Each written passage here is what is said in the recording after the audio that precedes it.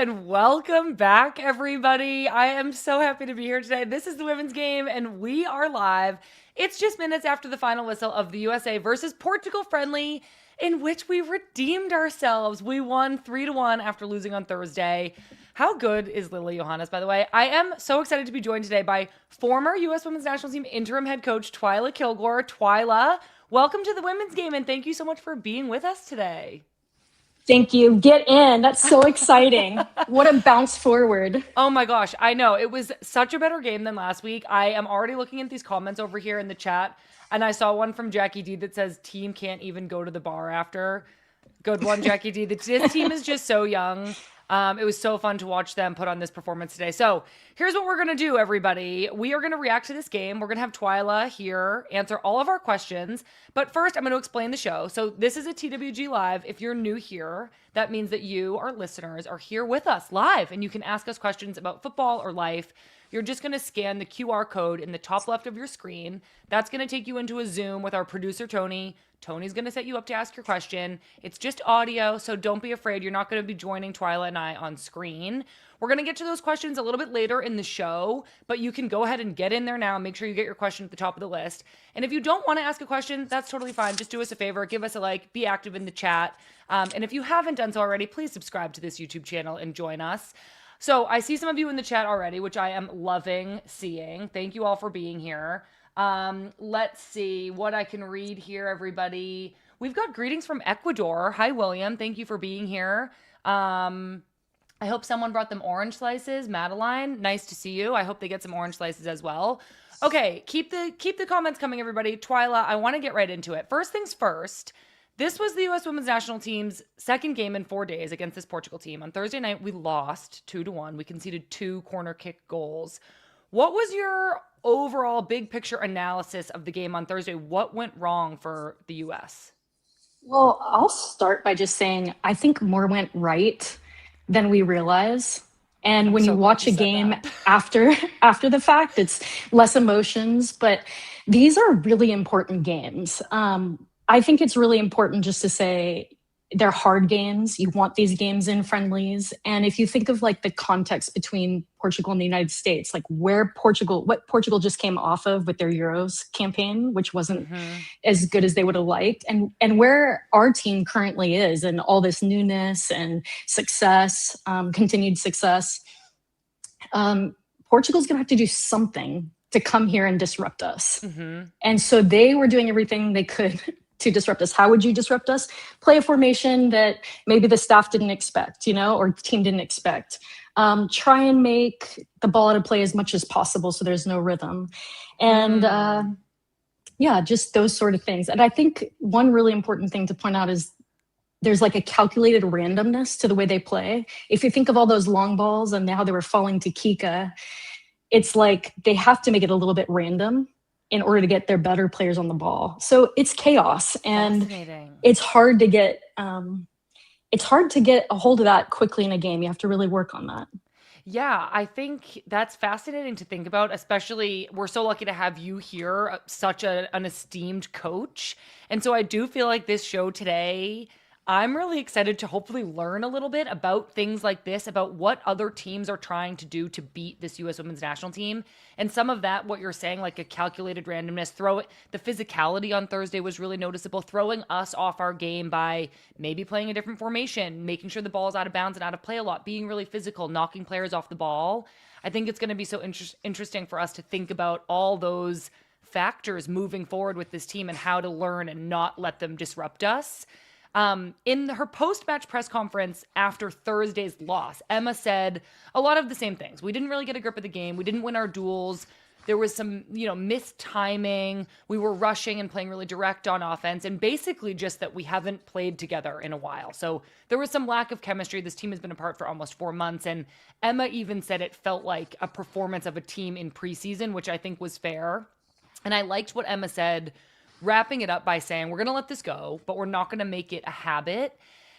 And I feel like Emma, and even we saw Sam Coffey do an interview post-game, I feel like the messaging from the team was handled so well. And what I want to know from you as a coach is how important it is to get the tone of that messaging after a loss. So I feel like whenever the U.S. women's national team loses, it's an opportunity for the media and the fans to have doubt. We doubt the coach or the players or, God forbid, the mentality, which I don't think I would ever question. But talk to us about the importance of addressing the problems while not over dramatizing them and setting the stage for media and fans to take a loss with like a grain of salt.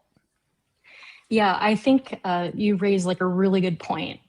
There's always some sort of internal messaging that's going on when you're talking to the public and you're in that role, like the message that you're actually giving to your players. Right.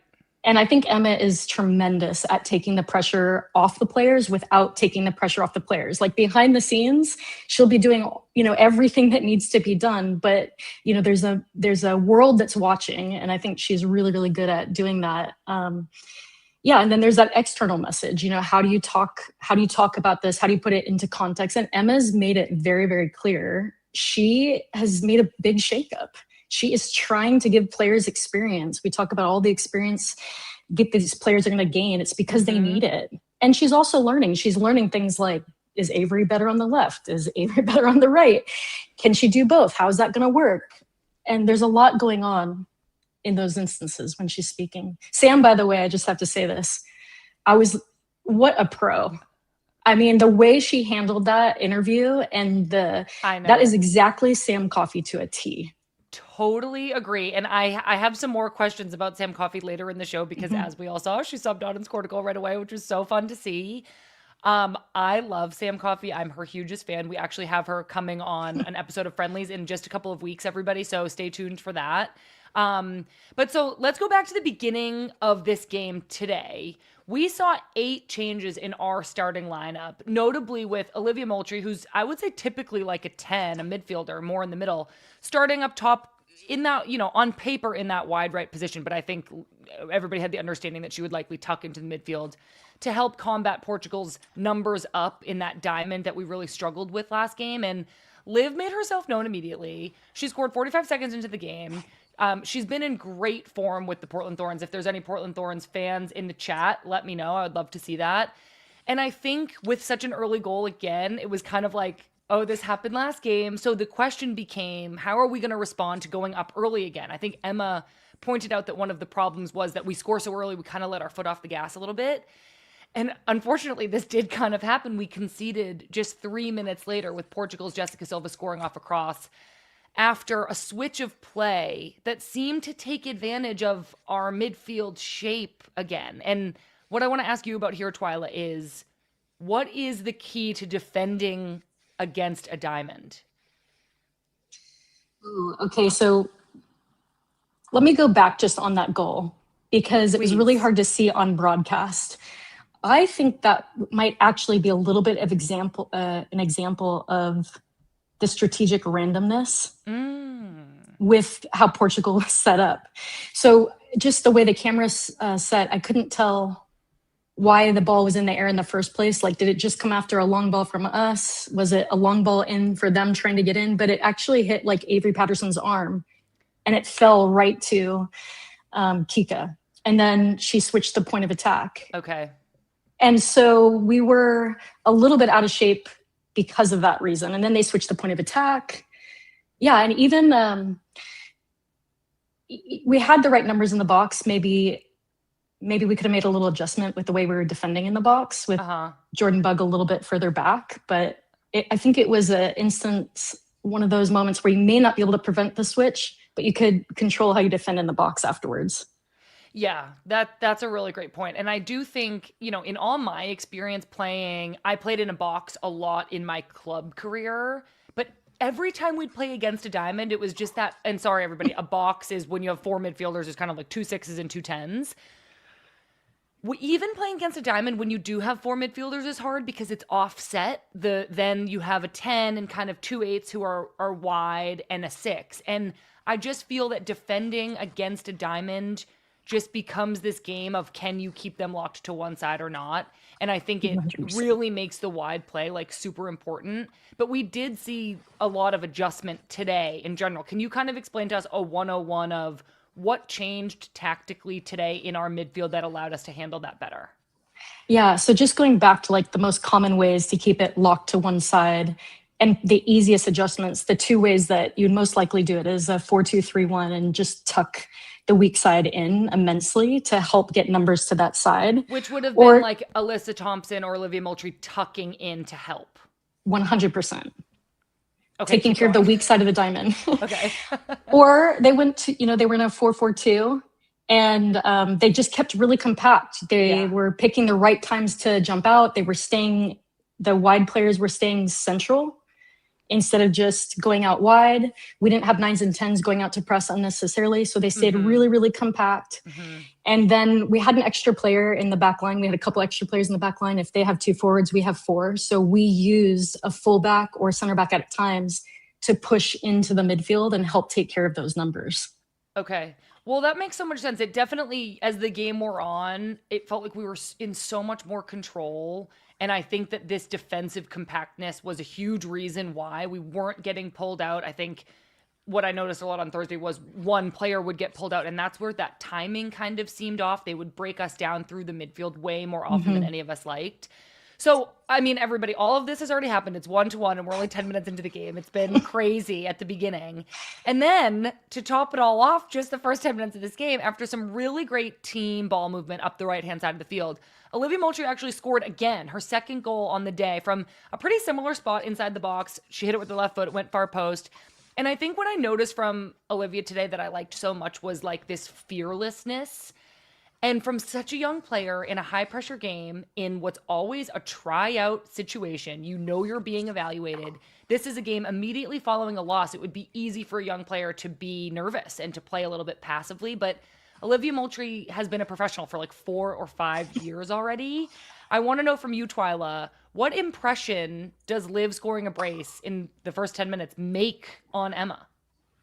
Oh, I mean, it's definitely raising stock. And I think it's showing how her club form actually translates to the national team. We've been talking a lot about rustiness. Like, it is hard to go without 113 days, right? But part of being an excellent international player and club player is to be able to go from each environment and seamlessly transition, to be able to adapt. And she was one of the players that showed she could do that.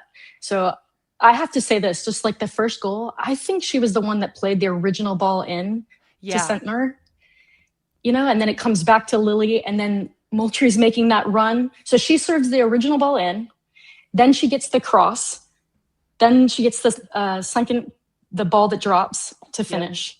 Is that right? Yes. She reserved like a bouncing ball in. Yep. And then Jaden laid it back. Second goal. That was the second goal. Yes.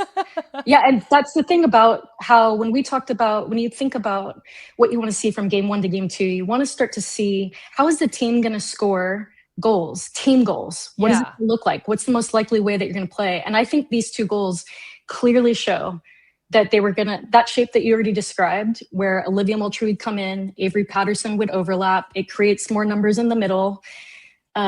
That they were actually able to use that to score goals. Yeah. And in the second goal, I believe it was Lily and Avery Patterson that were knocking the ball back and forth. And then Jaden runs in, back heels it, and Moultrie's on the end of it. So very similar, taking advantage of scoring goals from a very similar setup where everybody understands what they're expected to do, what's likely going to happen before Portugal does. Exactly. Yeah. And I think, and I didn't even really put this together, but obviously what we are seeing is that rotation up the right-hand side of the field with Avery Patterson getting high.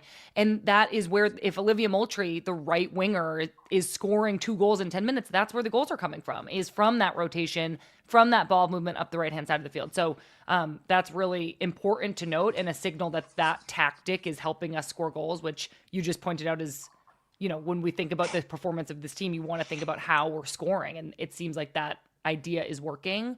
I want to switch gears a little bit. So now we're up 2-1. We're in the first half, and we saw a few times this really good one-on-one matchup between 19-year-old center back Jordan Bugg and Portugal's Jessica Silva. And at times it looked like Portugal was even bypassing their midfield to isolate Silva on a run in behind. It looked almost targeted. And Twila, I know obviously tactically it's never the plan to have your center back isolated 1 versus 1. Why do you think we were a little bit susceptible to maybe being like numbers down in the back momentarily in the first half? Yeah, I think that actually was a sign of how our tactics were, and it may have been intentional. Not that she would be isolated, but just that we were trying to get pressure on the ball, and I think we were sending Lily to go step maybe to the central midfielder, the part of the diamond, when our forwards stepped out to their fullback. So everyone's stepping together. So imagine you have a left side of our left midfielder. Yeah. Is kind of fronting their wide midfielder, their diamond. Yeah, so that was like Alyssa Thompson was kind Yep. of shielding or blocking the passing lane to their wide diamond.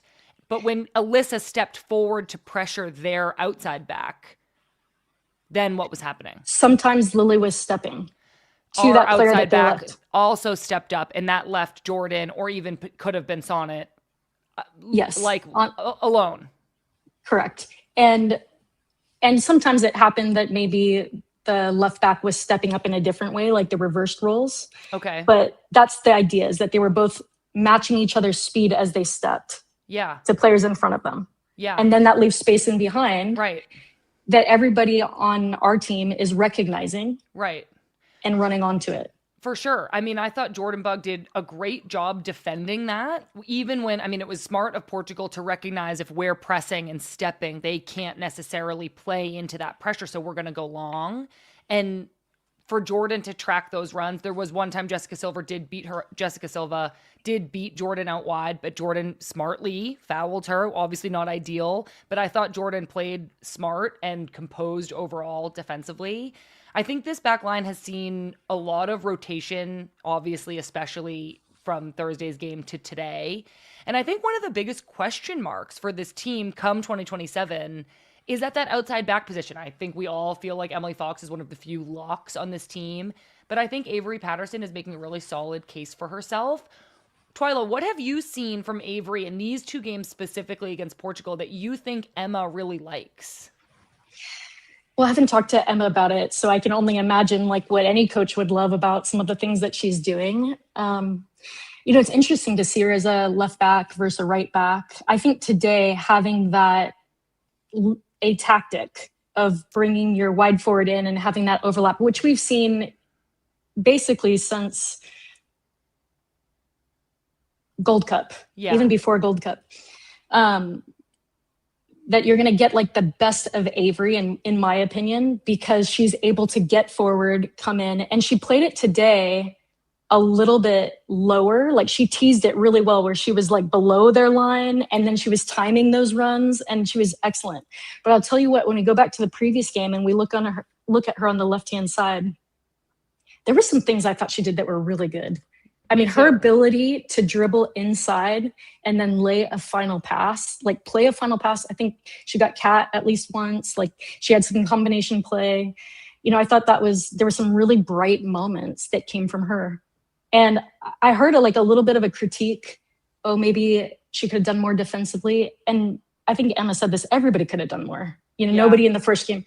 But part of the reason she wasn't where maybe everyone might expect her to be is because she was getting forward. And that's part of countermeasures. So it's just part of it. But I think she handled it really well. Yeah, likewise. I think we talked about this a little bit in the last live reaction show that we did. I had Allie Riley on with me live reacting to the loss, which was always so difficult. It's so much more fun when we win. And we were talking about kind of the depth of that outside back position and who is in line to be considered for those spots. We saw Lily Real play today. We obviously have Emily Fox. Giselle Thompson is somewhere in the mix. When you think about the kind of balance across the back line, especially with this tactic today, who do you think of as attacking outside backs and who do you think of as defensive outside backs? Ooh, that's a really interesting question. I think of Giselle as an attacking outside back. But, Giselle's really interesting because she can tuck in and play centrally at times. She can make underlapping runs. She can make overlapping runs. Foxy can do everything, but sometimes she's a little bit more defensive. Mm-hmm. throw them out there, throw out the names, and I'll tell you what I think. Avery is obviously an attacking outside back, right? Oh, yes. Yes. Okay. Who I feel like I'm blanking now. Who are we missing? We talked Giselle, Avery, Foxy. There's other outside backs in camp. I'm just blanking right now because I'm on the spot. Me too. But I can talk about, like a few players. I think this is just an interesting time to be. This is the best time to be sorting these things out. We've seen what Jenna can do. Jenna's, Emma said she needs to play more. Yeah. Oh yeah. And she's Jenna, an Crystal, attacking. Yeah. She's an attacking outside back. Crystal's an attacking outside back, although we've played her lower at times. And, to be able to do both is also really important, because when you think of, for instance, Sonnet can play in those wide areas too, and has made a career of being able to play anywhere that she's needed. And sometimes you need outside backs that can do both. And the reason is it's hard to juggle minutes over the course of a tournament. So even though Emma's going to need attacking backs, defensive-minded backs, she's going to need people that can do both, because the loading is totally different when you're sitting back a little bit more than when you're attacking. Yeah, that makes so much sense. I think the one we forgot we half mentioned was Lily Real, who played today. Yes. In a much more defensive role, though I do think for Gotham, we see her getting higher up the field and serving some crosses in. And she also has that natural left foot, which is pretty valuable in that position. But I appreciate all of that insight. I think this is just one of the most interesting positions for us to be talking about. I want to get back into like the flow of the game. We're going into halftime now. We're up 2-1. What do you imagine was the messaging from the coaching staff for the team as they talked at halftime and headed back out for the second half? I think they're saying, well done. This is probably throwing up a few clips that went well. And we know that combination you were talking about on the right-hand side was working. So what happens if their fullback stops stepping in on Moultrie? What do we do? I think they're talking to the team about this. Yeah. How do we think they're going to try and change and adjust to defend this? And what are we going to do? Yeah. If they sit off Moultrie, I imagine we're going to play straight into Moultrie. And then she can just turn. Exactly.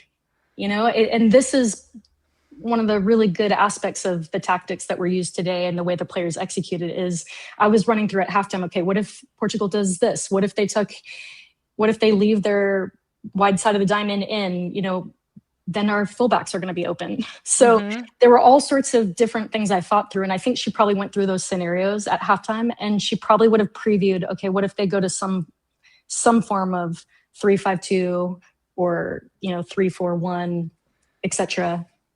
too. Is that right? Yeah. So it's equal parts. Like, this is good. We're motivating, where like we're keeping spirits high and energy high, but equal parts that with tactical preparation for what could be coming next. Definitely. Yeah, I think it was always going into the locker room at halftime. It was always so high energy from the players, where we'd be like really intensely giving each other information, being like, yeah. And then the coaches would have to come in and kind of be like, okay, everybody, we're doing great. Here's a couple of things. Try and take a deep breath and eat some gummies and like get your energy back. We kind of started talking about this midfield a little bit with Olivia Moultrie tucking inside. And one of the big standouts to me today was Lily Johannes, who just was spraying passes all over the field with such ease. Lily is obviously a young player, but she's gaining so much experience playing in Europe. She's now in her first season with Lyon. And Twila, I'm so curious, at what point is a young player like Lily considered ready to start in a World Cup? Like, what more do you need to see from her? Well, those are all things Emma will decide like as they get closer. I personally think she's pretty close. I know that something that coaches are always thinking about is what is the ideal number of experiences or caps? And then within those caps, the types of experiences that you have before you go into a major tournament. And I think that's why Emma's making the choices that she's making right now with playing so many young players and getting them caps. I think I read in the press release that maybe the average cap was 19. Is that right? Yeah, I have it. So it's the average age. Well, I have age of tonight's starting 11 without Sonnet is 20.7, which is super young. The average, I don't have the average caps right now, but we can get it and we'll remind it in a few minutes. But yeah, you're talking about what's the ideal amount of experience to start in a World Cup? when I was part of the staff, multiple staffs, we talked about, 30 being around the number. And so you want to make sure that people are facing, playing in games enough to kind of get a feel. Like they learned from game 1 to game 2. Look at their learnings. And what you do is you give people experiences against all different types of opponents. And it's like a Rolodex of experiences that you go back through when you're trying to adapt on the fly. Yeah. When you go into halftime as well and you say, look at this clip. It's like when we played Brazil. It's like when we played Japan. And then within those types of caps, you want to start to know as you move towards a major event, who are going to be your best players off the bench. So players need to learn how to close games. Who are going to be the best players to start that face a lot of those adaptations right away? Those sort of things. Yeah, that makes so much sense. For the record, the average caps tonight was 19.2. And then they were also saying on the broadcast, I heard like Sonnet had more caps than everybody else put together, like maybe doubled or something. It was like crazy. Like Sonnet was clearly leading the charge out there. Yeah, it's wild. My other question about Lily specifically, and then I want to talk a little bit about the rest of the midfield, is how much does club experience playing in Champions League, playing for a club like Lyon, going into NWSL playoffs, how much does, obviously that wasn't about Lily, that was about other players. How much does that weigh into how you think about a player's experience level? I think it shapes it differently for each and every player because for instance, if you look at Champions League, every team in Champions League plays differently. And it's about what role our players play within it. NWSL, you think about, Kansas City's playing different than Louisville, right? So it's about, are they in form? Are they getting the type of experience? If you're getting experiences that mirror your role and the experiences that we're going to face as a national team, then those are really, really helpful. Right. But going back to that idea about adaptation, we've had players over the history of our program that play differently at club, play different positions, play different style of play. And then it's about adapting when you come here. And then even how you work through problems, no matter what club they come from, they're going to have different principles, the way you teach the game, the things that you go back to over and over and over again than the U.S. women's national team. It's different, not better or worse, just different. Yeah. And so, I think form really matters. And I think a collective mass, different level of experiences, different types of experience matters. Right, for sure. Okay, fascinating. I could go down like a million rabbit holes about that, and I want to, but I'm going to bring us back to the game again. I thought this original question was about Lily Johannes. I thought she was great, but she was really well complemented by the rest of the midfield. I think that Jaden Shaw and Ali Setnor were moving fluidly between the 9 and the 10, which I loved to see. Plus Claire Hutton, who really grew into the game with her distribution and her defensive presence. There was that great slide tackle she had in the second half before she got subbed out. And it also really helped that we were able to find numbers in the middle of the field, numbers centrally, thanks to Olivia Moultrie rotating inside, Avery Patterson getting high, like we've been talking about. So the average age of the midfield trio was 19 years old today, which is crazy. I had no caps when I was 19 years old, but it felt like this midfield today had a better handle on this game. And I'm wondering, Twila, how much you think it was the personnel versus the tactical adjustments, the compact shape that led to us really performing well in the midfield today.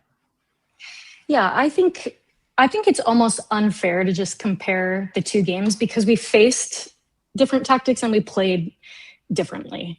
So I think that's really unfair. In fact, when I was going back through the first half of the first game, Lindsay Heaps was involved in so many of the opportunities that almost led to goals. Yeah. Rose Lavelle scored the first goal, and then almost scored another one off the post.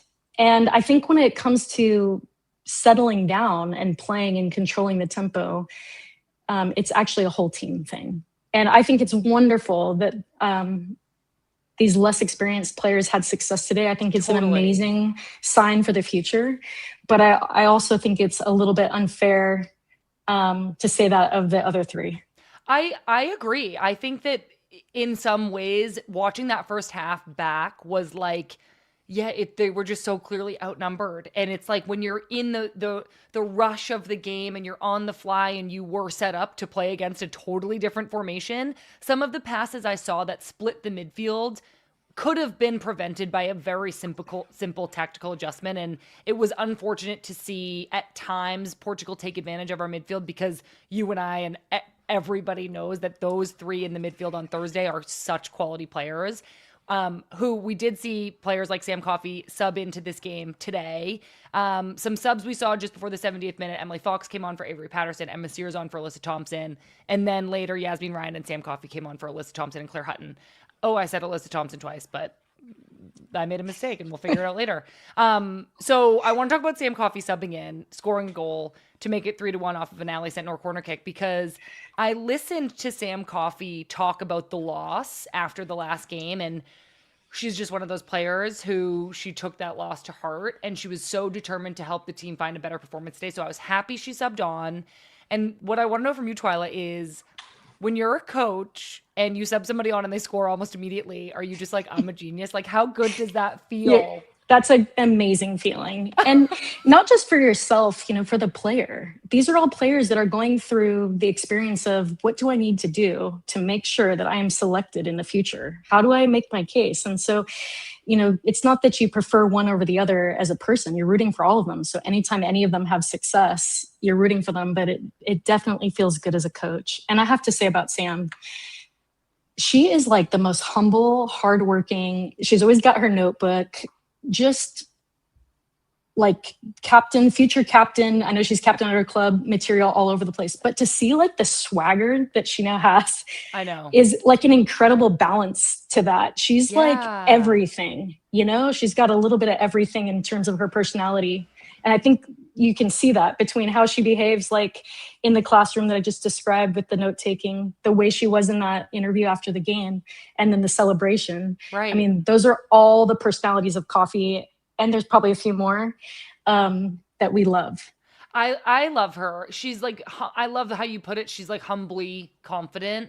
And I might have said this literally last episode that we did this, but it's like Sam Coffey is the player I feel confident passing the team on to. And I know I've not been on the team for a long time and a bunch of players are passing this team on, but it's like, I think we all look at her and we see somebody who takes it so seriously, who cares so much.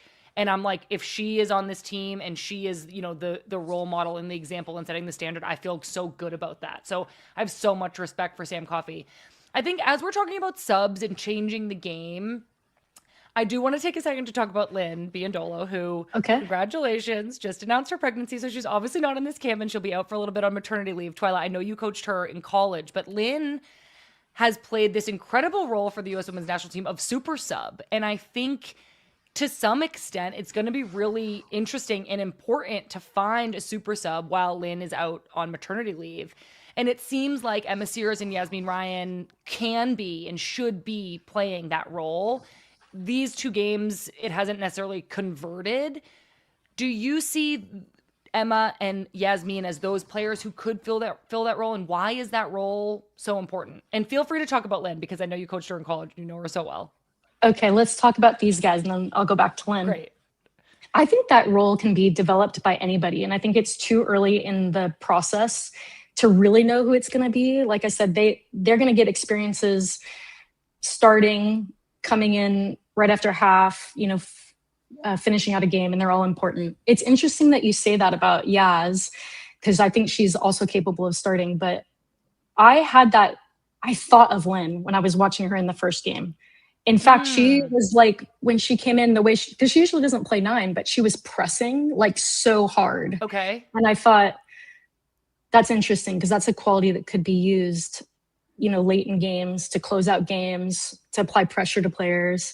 I think Sears could do the same thing. And I think it's really important. Lynn obviously scores goals. All forwards, you need to score goals. It's part of it. And that's why they get paid the big bucks, so to speak. It's a really important role on a team. But I think something that people don't really realize about Lynn is that she's an incredible defender. And sometimes you need that. In fact, especially strikers, late in the game. Definitely late in the game, and kind of everywhere. When you talk about like longevity in the sport or longevity on this particular team, sometimes goal scoring can be streaky. And you have to bring something else to the team beyond just scoring goals. It's creating goals for other people. It's defending. And a lot of the ways that we score goals is from turnovers from defending. So it's really, really important. But closing out a game is important.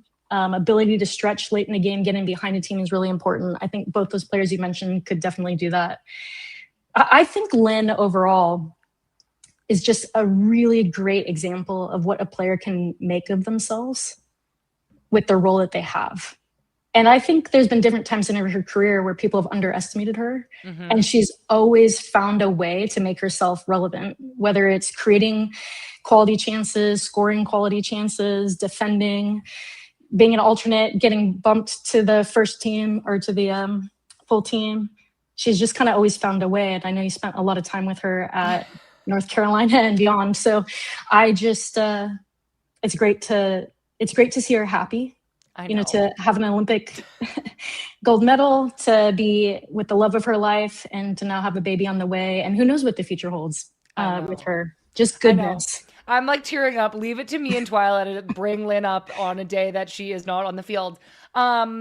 We love you, Lynn. Congratulations. We're so happy for you. I know everybody here. I'm reading all the comments and everybody loves Lynn. So Twila, that was really well said about Lynn and about Emma Sears and Yasmin. Super interesting to see how that role develops and who will Emma Hayes turn to over and over in the 70th minute, 80th minute to put in and change the game.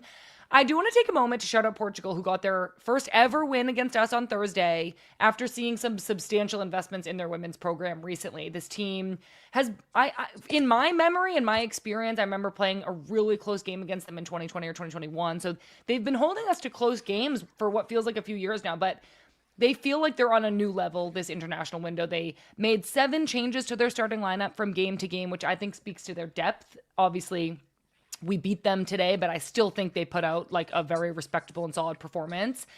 And to me, it feels like Portugal is really putting together the pieces. They've got this investment from their program. They've got talent. They've got a coach who's been with the team for a decade. So they have that consistency. They know what they're trying to do. Twila, what do you think Portugal needs now to develop in order to become a true contender at a major tournament? I think they're on their way. I really respect Neto, their coach. I try and listen to his podcasts and things that go out, and of course I have to have that translated. But I think that he's spoken a lot about, hey, originally it was trying to get this team to believe that they could compete against anybody. And I think that they were well on their way in 23 qualifying, and then, having it just short of advancing. And then I think they've got multiple ways of playing, back 3, this 4-diamond-2. And I think that they've shown that they can slide between them against major opponents. And that's really positive. And I think he's done a really good job of holding on to their identity with some of their veterans that have been through a lot when the program didn't have as much and their domestic league wasn't as big, and integrating young players. They've had success at the younger age groups as well, which makes it easier to integrate. That's a really good question. I think that they're set up to counter really well and need to take advantage of that, potentially getting more numbers in the box and things like that, and finding a more consistent way to score goals. Yeah, I know. I found it interesting that in the first game, both their goals came from corners, which I'm not going to say they're not lethal on corners. I don't actually really know, but I would have also, appreciated if they had scored in the run of play. And I think it was interesting that in that loss, they didn't score in the run of play. So in my memory of playing against them, which again was 4 or 5 years ago, I remember it was that lack of speed and aggressiveness up top. They did every single thing up until the final third, where then they just weren't creating quality chances. And I think we're seeing that start to change. But I'm excited to see them continue to develop, because it feels like they could become this additional European powerhouse, and getting a result against the US in this international window is nothing to scoff at all. A couple other specific things I want to touch on. We saw Claudia Dickey get her 3rd cap today after Fallon Joyce played on Thursday night in goal. Mandy McGlynn is also in this camp. At this point in the cycle, we still have a full year and a half. But Twila, do you think these are the 3 goalkeepers will come to see camp in and camp out ahead of 2027? I have that gut feeling. I don't know for sure. Like, I don't have the inside scoop on that, but I have that gut feeling. But I think Emma is showing that if you're in good form in the club, she's going to bring you in. And so I think it's kind of open to everyone. I do believe that she's going to want to develop not just one goalkeeper, but two goalkeepers. You got to think about, like, is there going to be an injury? Do we have two goalkeepers out of the three that have, really different qualities that we could use in different games? And I'm sure those are some of the things. Not only is she trying to get them game experience and figure who's going to be one, who's going to be two, but okay, which are going to be the best goalkeepers to complement. Yeah, and then everybody needs to compete and stay ready.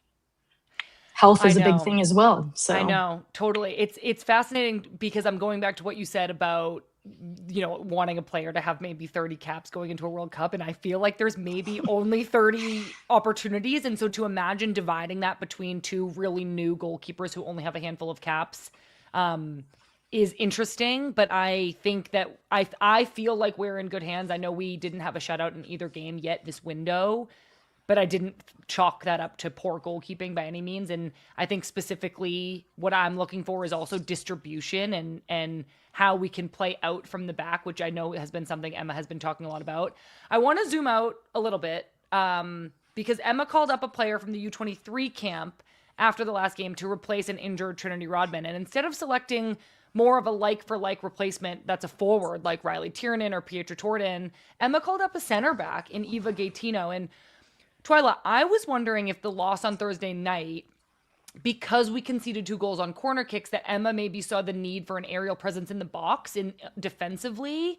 And obviously today, Eva didn't go in. She wasn't even on the subs list. But I'm curious from a coaching perspective if you think that was maybe in Emma's mind, or if you're just like, no, we're just calling in a young player who we see potential in. She's going to be in camp with the senior team. It's not directly related to the goals we conceded. That's a really good point. I mean, obviously she's great in the air. She offers height, and I would trust her to help take care of set pieces. And so maybe Emma was thinking that, although I didn't anticipate she was going to play today. And I think Emma maybe even said that in one of her press conferences, like it would be hard to go without training to starting. You generally don't make changes in center back in the middle of the game if you don't have to. Yeah. So I think she's just rewarding a player who has come in and out of the environment for the way that she's playing and the way that she was probably leading in the 23s, and maybe wanted her just a little bit closer or just in case. And I think that's really important. I think she deserves it. I think she's a tremendous player. And I think it takes a while for center backs to get the hang of this level. And so the more she can be around it, the better. For sure. I know I just thought she was going to call up a forward because Trinity didn't come into camp due to injury, and I just thought she would replace a forward with a forward. But Emma is full of surprises. So we have one more game on Wednesday. That's going to be against New Zealand, and there are a couple players we've yet see get meaningful minutes, like Emily Sams, Kennedy Wesley we haven't seen yet. Now Eva Gaetino we haven't seen yet. Lola Bonta only played just the last 5 minutes of this game tonight. And a lot of these players are about to head into NWSL playoffs. So I'm wondering if Emma will continue to spread that workload around. Twila, do you think we'll see a lineup similar to Thursday, similar to today, a new mix and match? I think we'll see a new mix and match. I think that the staff is really intentional about giving opportunities, but also getting their questions answered. And I think it's just another opportunity to do that. Coaches generally don't make decisions like this, but I'd love to see Kansas City players play, in Kansas. I think that's super fun. And I really would love to see Emily Sams play. I think she's been in the environment a lot. She's learning, she's growing. She plays multiple positions at club. And it'd be really interesting to see where Emma sees her now. And I'll be excited to see any and all of it. I think we're just on to new era. It's good stuff. Good things are happening. And, I'm for it. I know. Well, speaking of a new era, and before we get to our callers, which I can see you guys are already here, I can't wait to hear from you, so stay in there.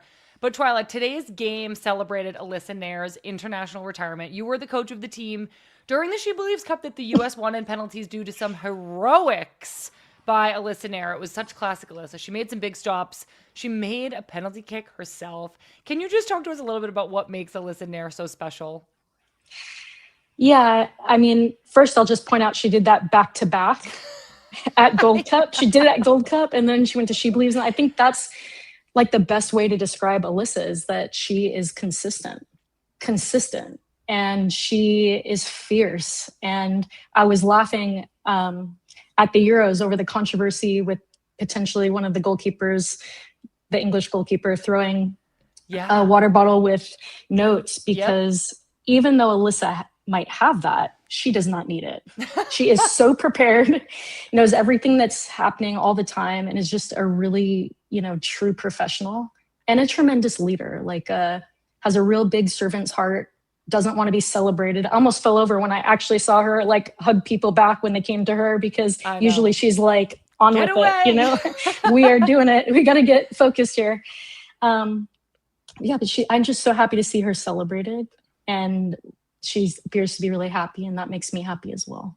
Me too. We love Alyssa Naeher here, so it was fun to watch her be celebrated today. I know a ton of her Chicago Stars teammates showed up at the game, and it was kind of in her hometown in Connecticut, which must have been amazing to have so many people there to support her. So we love you, Alyssa. Congratulations. Alyssa is actually joining us this week on Good Vibes, Great. So make sure to tune in on Tuesday for me, Lynn, and Alyssa. It's going to be very exciting. I can't wait to talk to her. All right, everybody, we have reached the part of the show where we get to hear from you now, our listeners. So if you missed the beginning, if you want to join us here live on YouTube, scan the QR code in the top left of your screen. There's also a pinned comment in the chat. That's going to take you into a Zoom with our producer, Tony. Tony will tell you everything you need to know. If you don't want to ask a question, just do us a favor and give us a like, because it actually really, really helps. Okay, to the questions. So when I call your name, remember to take yourself off mute. Tell us where you're from and ask your question. Up first, Twila, we have a very special caller who calls into every single one of these. She is a young pre-journalist named Avery. Avery, do you want to take yourself off mute and tell us what your question is? Hi, Sam and Twila. My question. I have two questions, and my questions are: what's your favorite thing you dressed up for Halloween when you were a kid? And with the starting lineup, Claudia Dickey, Avery Patterson, Jordan Bugg, Lily Johannes, Jaden Shaw, Alyssa Naeher, Olivia Moultrie, Emily Sonnet, Claire Hutton, Alyssa Thompson, and Lily Reel. Sonnet had the most caps, but not by very much. Excluding Sonnet, everyone has a total of 108 caps, and she has 112. Wow. And with this game, I think it shows that age and experience doesn't matter to win. And do you think this could be the group that goes to the 2027 World Cup and the 2028 Olympics? Wow, Avery, you answered so many of the questions that I factually didn't have, so thank you so much. I think you're spot on to say that age and experience, you without age or experience, you can still win games. I do think Sonnet's leadership today and in general is super important for a young team like this, but I love that we got the win with such a young group, because it shows that we have so much promise and potential for the future. And I think a lot of the starters tonight will be on the roster in 2027. I think that I think that the starting lineup will be a mix and match of Thursday's starting lineup and tonight's. I'm sure we could potentially see some new players who aren't in camp this time in there as well, some late additions. But a lot of these players I am expecting to see in 2027. Twila, how about you? I am. I think this is why we're seeing such rotation and opportunities given, and I think they're doing a great job. And I think that there's going to be a lot of players that are in that group for sure. Definitely. Okay, we got to do the Halloween costume question now. I was recently talking about this, and I dressed up as a mime one time, and I thought that was really clever and really, really good. And I'm considering doing that again sometime soon. Twila, how about you? I think I had a go-to of Wonder Woman, like pretty regularly. And I may have worn that little costume not on Halloween for a lot of my little years as well. Well, you know what I hear is that like repeat fashion is in now, because we're all trying to be more sustainable. So repeating a costume, I think, would be very cool of people. Avery, are you dressing up for Halloween? Yes, I'm going as Esme. As Esme Morgan? Yeah. Oh my gosh. Nice. I have her England jersey from this year, so I just needed some shorts. Are you going to do an English accent?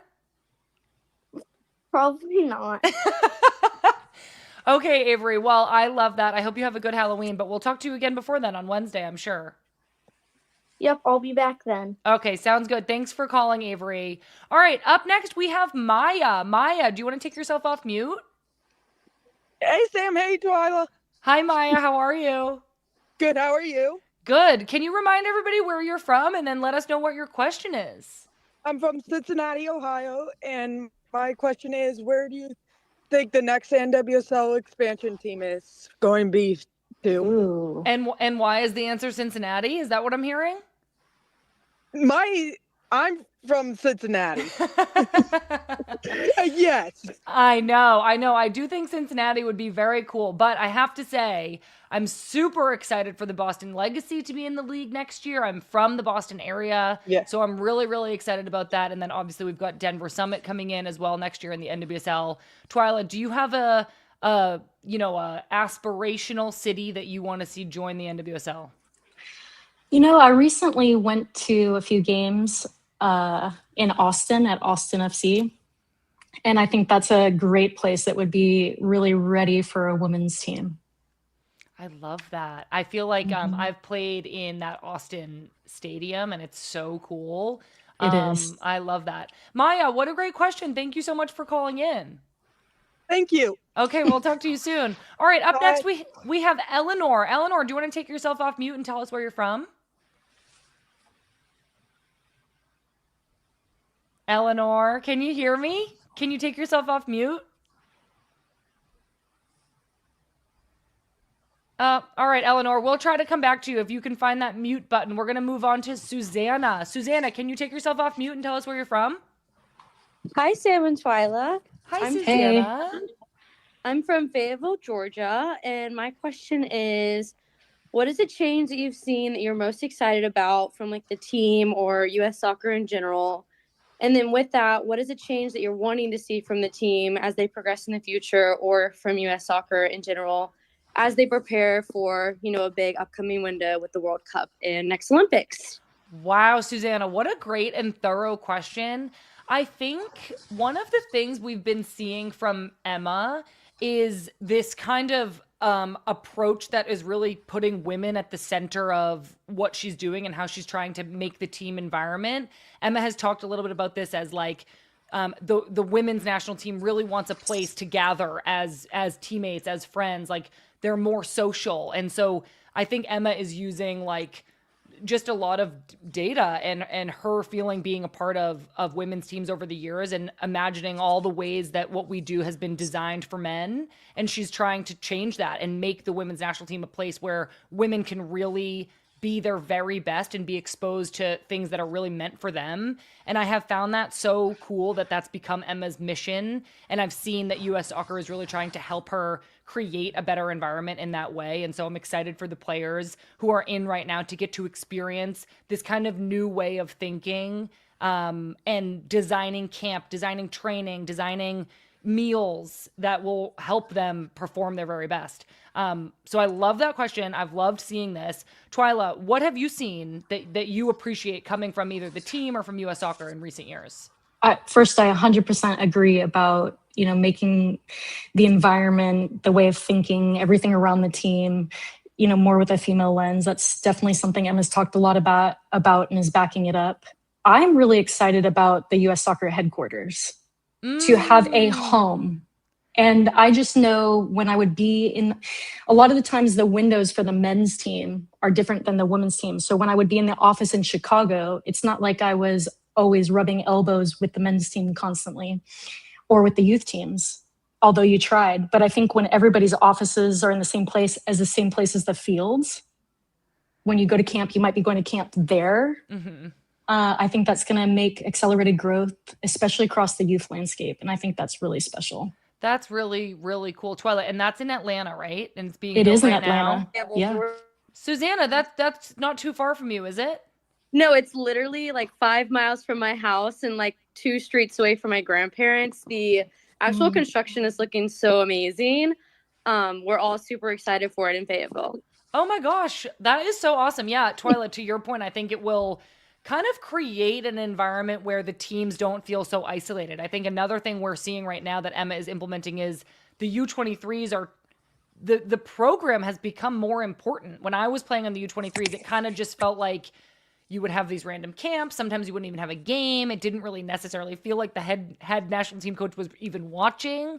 And it felt like a program that had been overlooked a little bit. And now Emma seems to be really paying attention to the 23s. She's really using those opportunities to get those players experience that will mirror what it will be like when they come into the full national team camp. And I think that the training center will kind of continue to create that seamless transition between age groups, between men and women, between our extended national team. So the headquarters, Twila, very, very good point. Susanna, such a great question. Thank you so much for calling in. We're actually going to go back up to Eleanor because apparently Eleanor is here and can take herself off mute.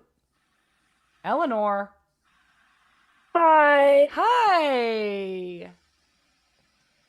I'm from New Jersey, and go Gotham, of course. I'm actually at the game right now. No way. So are you in the car? Yeah, we're trying to get out of the parking lot. Oh my gosh. Good luck. Thanks.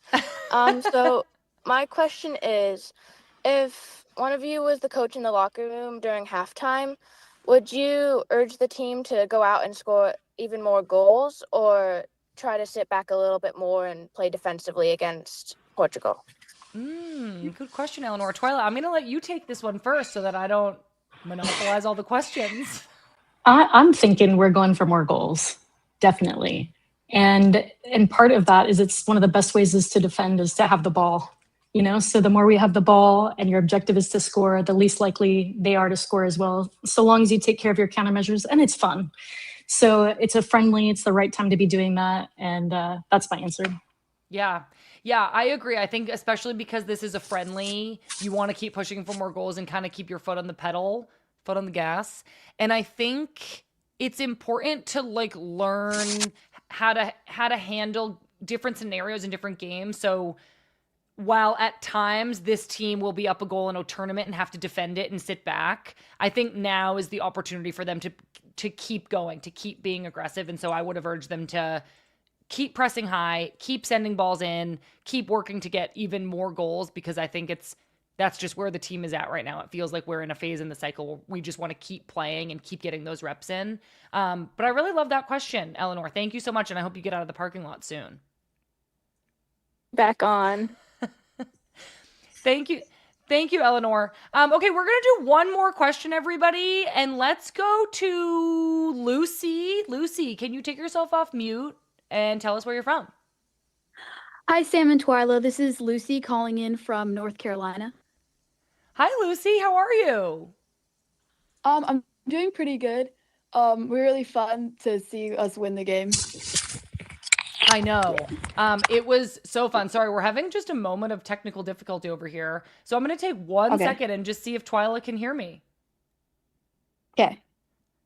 All right. I'm going to keep going. Twila is on pause, everybody. But Lucy, I heard, did you say you're from North Carolina? Yes. Okay. Amazing, Lucy. I'm here. I'm excited to talk to you. What's your question? Okay, so I was kind of thinking about how Jaden Shaw is back on the USWNT after maybe moving to a club that is able to give her way more opportunities to just show her talent. And I was thinking about like players like Alyssa Naeher, where you aren't, or Alyssa Naeher moved to Kansas City, but when she was on Utah, where you aren't doing the best for club. Like what is a way mentally that the players are able to transition from playing badly for club, playing for not the best club, to playing on the U.S. women's team? Like, what kind of mentality do they have to have? Yeah, that's such a good question, Lucy. And it's something that, unfortunately, I feel like players, have to deal with. I think that there are some NWSL players, for example, in this camp right now who know they're not going to playoffs, who maybe haven't had the most successful season with their club teams. And I think what you have to do as a player is find your confidence anyway, regardless of your individual season or your team's performance during the season. You have to find a way to compartmentalize that and recognize that you are being called in as an individual player for something that you are bringing, whether it's translating or not in your club play. The ability to stay confident through the ups and downs is what makes a really great player. And I think it's something that we've seen players like Alyssa Naeher, who was playing for a team that wasn't, at the top of the standings, but she was still getting called in and she was still performing really well. That's kind of a resilience and a mentality that shows she can survive the ups and downs and that she'll still be there regardless of, you know, what's going on in her club play, in her personal life, whatever. So I love this question. I'm going to ask one more time if Twila can hear us. Okay.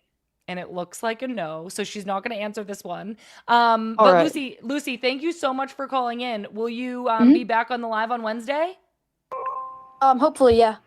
Okay, great. Well, I'll hope to talk to you then. All right. I did have one right, more thanks so much. question. I did have one more question for Twila, everybody, but unfortunately, I think that her audio has cut out. So I'm just going to say thank you all so much for calling and being with us today. We literally couldn't make this show without you calling in. It's like the best part of the whole show. So thank you so much for taking the time. Huge thank you to Twila for being here, who can't hear me right now, unfortunately, but I will text with her after this and we'll sort out the audio for next time. All right, everybody, we have one more U.S. Women's National Team game on Wednesday night against New Zealand. I'll be going live again after the game with Lynn Biondolo. I'm so excited to talk to her. As far as TWG content this week, we've got Teaming Up with Becky Sauerbrunn featuring Coach Jackie J dropping tomorrow. Good Vibes with Lynn is coming out on Tuesday. Friendlies with Alyssa Thompson is coming out on Thursday. So make sure you're following along across all of our socials, Instagram, Twitter, Threads, Blue Sky, TikTok at Women's Game MIB. You can even send us an email at womensgamemib@menandblazers.com. I would love to hear from you. Twila, I feel like you're back. Oh my God, she's still not back. Sorry, everybody. All right, huge thank you again to Twila, to all of our callers. I'm Sam Mewis, and this is the Women's Game, and we'll see you all soon. Thank you.